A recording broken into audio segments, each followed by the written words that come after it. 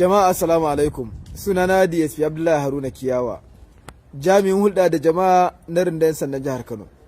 Biyo bayan umarnin babban Sufeto General na 'yan sanda na ƙasa, IGP Alkali Baba Usman, PSC Daga NPM FDC da kuma ƙudurin mai girma kwamishinan 'yan sandan jihar Kano CP Sama'ila Sha'ibu Duka FSI, wanda al'ummar wannan jihar suka yi wa lakabi da nagar na kowa, wato umarni da ƙuduri na tabbatar da tsaro da zaman lafiya a wannan jiha tamu ta Kano mai albarka.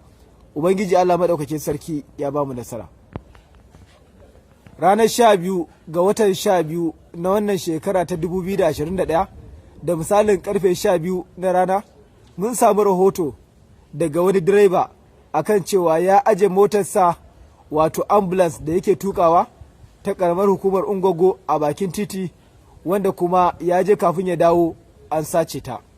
Bayan samun wannan rahoto, kwamishinan 'yan sandan jihar Kano ya tada 'yan sanda na Operation Puff Ada wato kankace kwabo a ƙarƙashin jagorancin CSP Alamu Latif, tare da basu umarnin lalle a tabbatar da cewa wannan mota da take taimakon al'umma ta ambulance a tabbatar an samo ta kuma an kamo wato ɓarawon da ya sace ta. Suka shiga aiki wanda Allah ya taimake mu. Wannan da kuke gani ya yi yunkurin fita da ita daga ƙasar Najeriya zuwa Nijar akan boda ta ƙaramar hukumar Babura da ke jihar Jigawa, tare da taimakon al'umma wato aka kama shi. Bayan an kamo shi da aka kawo shi mun ma gane shi, mun taɓa kama shi sau 3 da irin wannan laifuka wato na satar motoci, wanda kuma mun gurfanar da shi a gaban kotu, amma dai gashi kuma ya ƙara zuwa ya rasa ba motar da zai sata sai wacce take taimakon al'umma. To gashi dai wanda lokacin ma da muka kama shi yana yunkurin guduwa, gashi na a kokarin guduwan ma kafarsa ta kare. To gashi dai za ku ji daga bakinsa. Ji wannan kayan magana da ƙarfi. Kana ji na? To ina jin ka, me sunanka? Saminu Sa'id. Na? Saminu Sa'id. Shekarun ka nawa? 40. A ina kake da zama? Ina iya. Sau nawa muka taɓa ka a kama ka nan da satar mota? Sau biyu. Eh? Sau biyu. A ka tira dai. Shi ne da wanda aka nuna abu sau biyu. Sau biyu? Wacce motar kallo wacce motar ta can baya? Wannan ambulance ɗin ga ta nan. A wurin wa aka same ta? A waje nan. To ya aka yi ta zo hannunka? Ni ma ina nan daga cikin gari wani ya kira ni da Mamuda ya ce in zo akwai wani da za a yi, akwai mota da za mu ɗauka a nan Babura, a nan Kanya Horo. Shi ne na je na sami ranar Juma'a bayan masallaci. Muka tafi da shi. Bayan mun tafi da shi da can da dare inda ma aka aji mota, mai mota ya ɗauke ta ya kai ta wajen wanki. Ni daga baya ya taga ta can ma mota da ya zo ma bai ganta ba, shi Mamuda wanda ya kira ni. Ni daga baya ke gaya masa to ni fa ka san ba ni ma kuma yanzu har kanin ma ma tsaya ta. Sai yi shi akwai kayan aiki a gurinsa da mu kullu da su. Shi ne muka shi. Shi ne da aka ɗauke ta muka yi can haka. Ni da ban. Su waye suka ɗauke ta? Mu biyu ne, ni da Mamuda. Kuka ɗauka ko kuka sata? Muka sata. To wancan lokacin da muka kama ka muka gurfanar da kai a gaban kotu, ba mu labari da aka kai ka kotu, me ya faru? Ba abin da ya faru. Beli na aka bayar da jirgin shara. Eh? Da aka karanta mun kes na amsa akan hukunci. Wani hukunci aka yi maka? Hukunci da wanda ya kama Na? hukuncin da ya kama Gaya mana ai mutane suna so ni su ban ji. sani ba, ni dai an ba da beli na. An ba da belin ka. To wancan na farkon fashi kuma ya aka yi ka fita? Duk hukunci aka.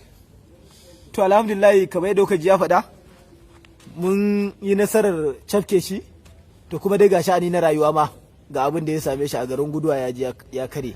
Yanzu haka yana babban sashen binciken manyan laifuka da ke Banfai, wanda kwamishinan 'yan sanda ya ƙara ba da umarnin a ci gaba da faɗaɗa bincike, kuma da zarar mun kammala bincike za mu tattara shi mu gurfanar da shi a gaban kotu domin a masa hukuncin da ya kamata. To bayan mun kama shi ma Allah ya ƙara ba mu nasarar wato kama waɗannan barayin da kuke ganin su, wanda su ma a takaice dai za ku ji nasarar da muka yi. Ba zo kusa kai mai farar rigar nan. Me sunanka? Umar Ibrahim. Na'am? Umar Ibrahim. Kallo ne, shekarun ka nawa? 37. A ina kake da zama? Ni a Kurna nake. To ga ka a hannun 'yan sanda mai kai?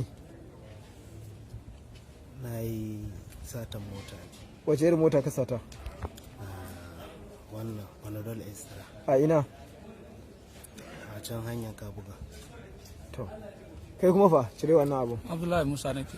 Shekarun ka nawa? Shekaru 37. A ina kake da zama? Ina jigawa da zama. Jigawa ina? Dutse ina garu. To ga ka a Kano me kai aka kamo ka?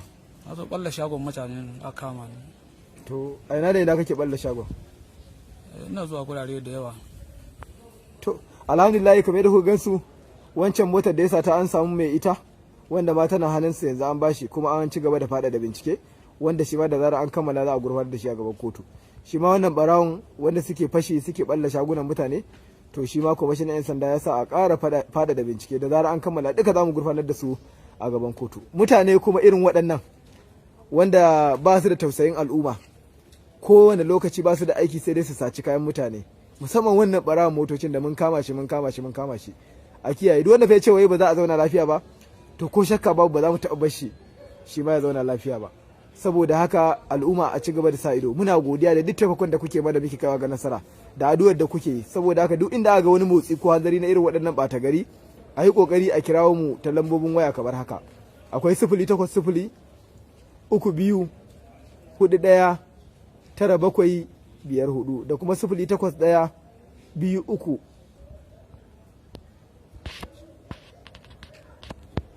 82 1 5 7 5. Mun gode da duk irin gudunmawar da kuke bamu.